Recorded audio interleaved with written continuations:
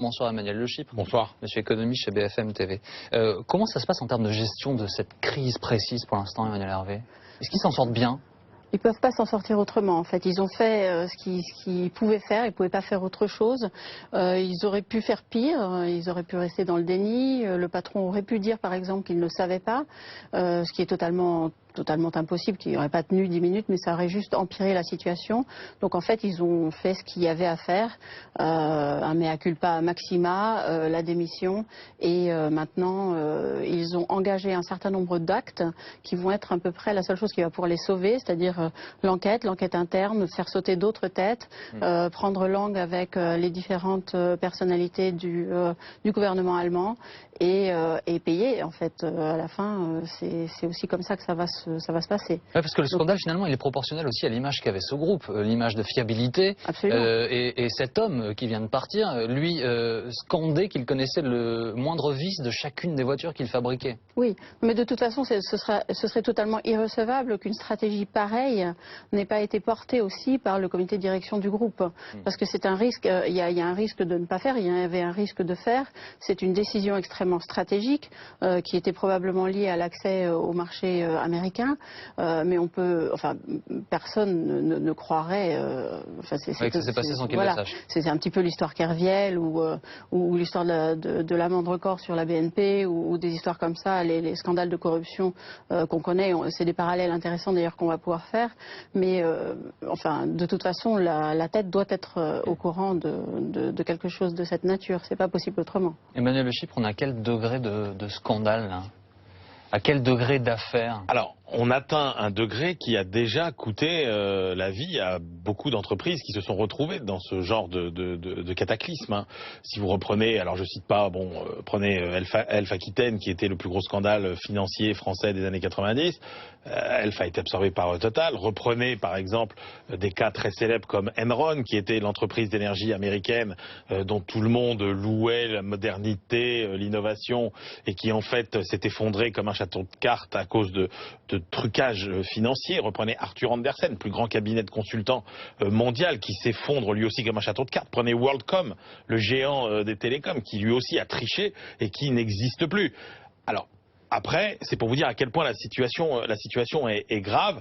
Après, évidemment, on se doute bien que Volkswagen est une entreprise d'un secteur industriel pour lequel elle est systémique. Hein. Et donc, on voit bien que comme l'État français n'a pas laissé tomber PSA, comme l'État américain n'a pas laissé tomber General Motors, eh bien, de toute façon, si jamais Volkswagen avait de grosses difficultés financières, Volkswagen serait sans doute aidé, au pire nationalisé, par l'État allemand. Mais on ne laissera pas tomber Volkswagen. Il y a déjà du mieux, Emmanuel, pardon de vous couper, mais moins 30% en 2 jours et quasiment plus 6 aujourd'hui à la bourse pour Volkswagen. Ça va vite. Là, pour le coup, on est sur une réaction qui est une forme de soulagement par rapport à l'annonce de la démission.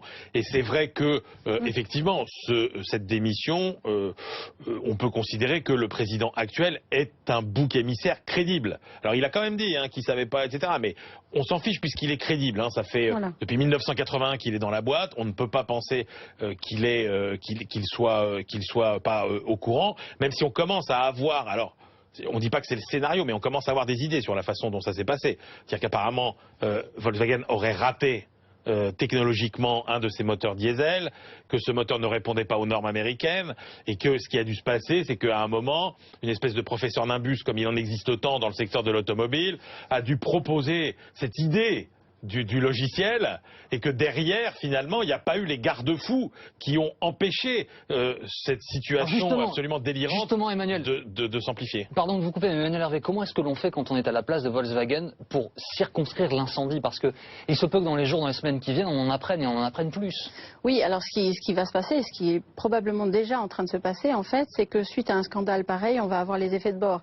C'est-à-dire qu'il y a peut-être dans les placards un certain nombre de squelettes qui ont été cachés jusque-là, et les gens vont en profiter pour peut-être en rajouter ou pour sortir des choses à ce moment-là, puisque on achève la bête qui est au sol, et puis il y a moins de menaces. C'est peut-être ce qu'on va voir arriver. Donc il faut prendre les devants quand on est Volkswagen à ce moment-là? Eh bien, en fait, en termes de méthode, des entreprises de cette taille, normalement, connaissent leurs faiblesses. connaissent leurs points de faiblesse. Et ce qui est assez incompréhensible dans cette histoire, par exemple, c'est de voir que ça, en termes de stratégie, cette organisation avec le logiciel, cette tricherie a été prévue, organisée, décidée, mais on dirait, enfin, ça donne vraiment l'impression que personne n'a pensé au moment où, et si ça sort, qu'est-ce qu'on fait? Et si ça sort, qu'est-ce qu'on dit? Ça, c'est très curieux. Parce que normalement... C'est le problème des garde-fous. Oui, voilà, c'est ça. Mais je pense que c'est aussi un problème, peut-être un tout petit peu un problème culturel, parce que, enfin, culturel au sens de la culture d'entreprise. On est dans l'industrie automobile, qui est une industrie extrêmement spécifique. Les gens sont un petit peu, j'ai envie de dire, le nez dans le guidon de leur métier et ne s'imaginent pas n'imaginent pas la perception que le grand public peut avoir de ce qu'ils sont en train de faire. Vous voyez, ils sont en train de régler un problème, en fait, de régler un problème technique, de le régler de façon. Et puis, ils n'imaginent pas déjà qu'ils vont se faire prendre parce que voilà, ils sont les rois de la piste, ce sont quand même les plus crédibles, les meilleurs au monde, 600 000 salariés etc. dans le monde, 200 milliards de chiffres d'affaires. Vous voulez savoir, c'est la plus grosse puissance industrielle mondiale.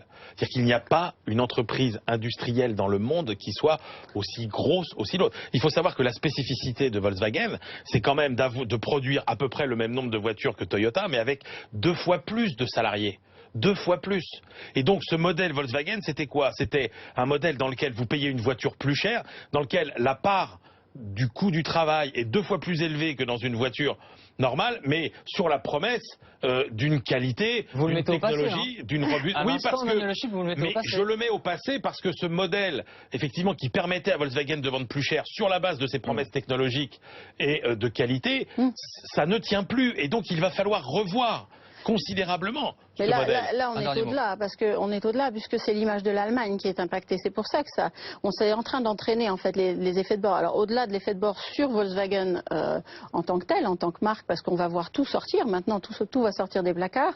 Normalement, une boîte bien organisée connaît ses squelettes dans les placards. Elle a préparé, elle s'est préparée. Si ça sort, qu'est-ce qu'on dit, qu'est-ce qu'on fait, etc. Donc on va voir s'ils sont préparés pour les autres mini-scandales qui pourraient arriver maintenant. Mais l'effet de bord et les politiques. Donc on va peut-être voir maintenant aussi une grande perturbation en fait dans le gouvernement allemand, chez les différents ministres, si ceux qui étaient au courant vont aussi être obligés de démissionner. Donc on est au-delà du simple scandale sur une marque, parce que c'était tellement emblématique, c'est tellement symbolique de l'Allemagne, c'était tellement symbolique de ce qu'elle est, de ses cultures, de sa valeur, de toutes les choses sur lesquelles elle repose, qu'on est aujourd'hui sur une crise politique et finalement une crise internationale. Et on va suivre ça de très près et vous reviendrez en discuter avec nous alors. Merci beaucoup d'avoir été ce soir en direct dans Grand Angle sur BFM TV.